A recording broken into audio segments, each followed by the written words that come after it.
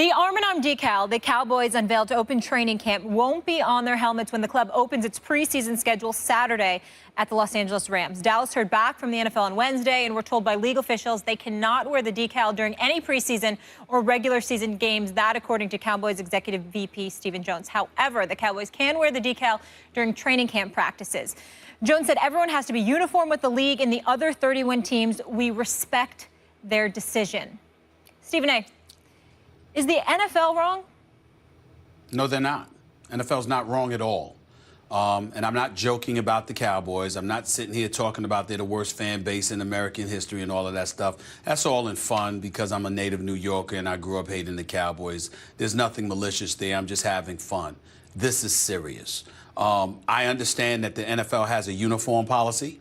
There's certain things that they do, and they do it the way that they do it, and that's it. From the socks that you wear to the shoes that you wear to the colors that you wear. D'Angelo Williams, who was a guest on our show when we were in Pittsburgh, somebody that I've communicated with several times over the last year or so, really good brother. Obviously had, breast cancer issues to fend off with his mom. And, in honor of her, this pink in his hair, the pink shoes and things of that nature. And the NFL had a big time problem with it because they have Breast Cancer Awareness Month, if I remember correctly, but it's not something that you could do all year round for every game, et cetera, et cetera. And that's something that they insisted upon doing the way that they do. I understand their reasons and their rationale behind this, Max. That's not my issue. My issue is that the Dallas Cowboys can't be trusted when you come to the decal issue. And that may be a very unpopular decision. I certainly saw that people in Dallas, with the radio stations and beyond, had things to say about me after I alluded to that a few days ago. Let me be the first to say on national television, I don't give a damn. I could care less. Here's the reality of the situation, and it's not a laughing matter. The Dallas Cowboys haven't shown that they can be trusted to obey the law.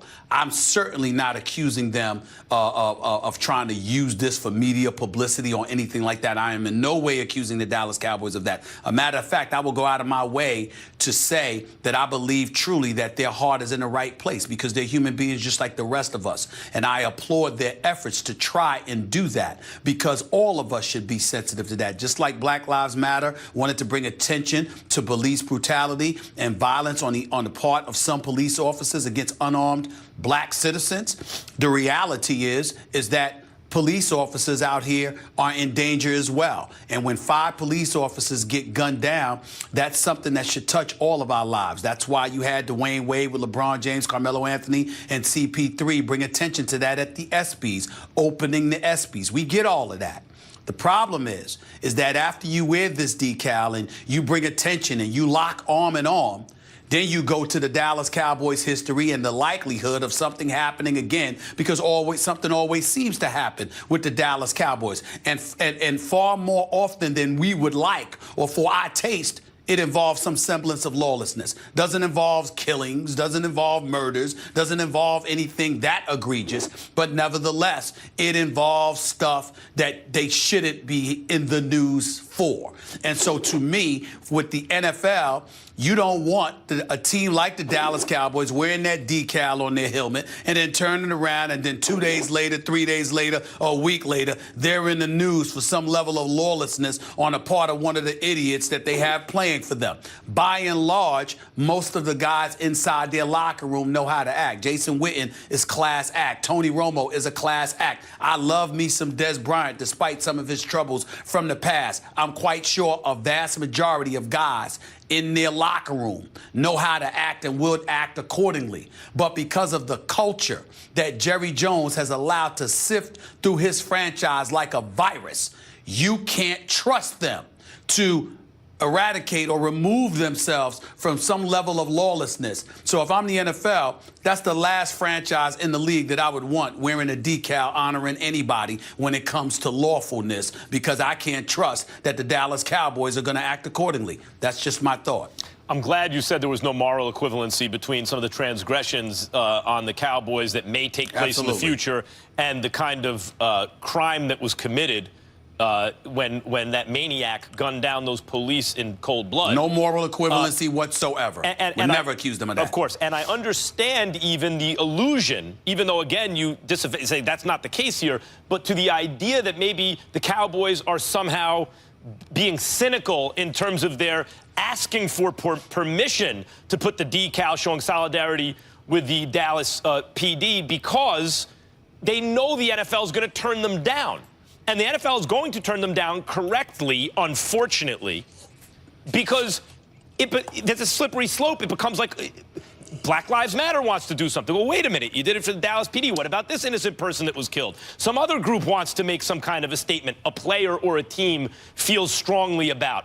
How can, but I understand also the natural human reaction to hearing, wait a minute, this demented person in cold blood murders 5 Dallas PD who were there, law enforcement officers who were there ensuring the rights of protesters to essentially protest against the behavior of police, maybe not the Dallas PD particularly, but police generally, and they're there protecting and serving. And even when the bad stuff started happening that day, the police helped make sure it wasn't much worse. I understand the people of Earth looking at that and going, hold on. You can't honor them. You have a problem with a team honoring them. Same way with breast cancer awareness. Cancer is the enemy of humanity. I mean, there's no bigger enemy of humanity since the dawn of time than cancer. So I understand, again, where the people of Earth would look and say, wait a minute, the NFL has such an issue with the idea of their brand identity in some way that you can't even show support for people fighting cancer. And yet, because it is a slippery slope, because partly sports, especially when the games begin, is meant to distract, is an escape for people. They don't want to politicize it. And while what happened in Dallas and breast cancer, and there are other issues too that don't seem political, there will be others who come and say, well, wait a minute, our cause isn't really political either, and certainly has the moral equivalence of the causes you've already supported. And the NFL just can't get into that business. I get why they did it, but I also understand, Stephen A., the human reaction to this, which is, if we can't just get together as people and use some common sense and say, this was a heinous crime, good for the Cowboys supporting it, and why would the NFL stop that? I get that reaction. I understand it entirely. It was my gut reaction, too, before I thought it through.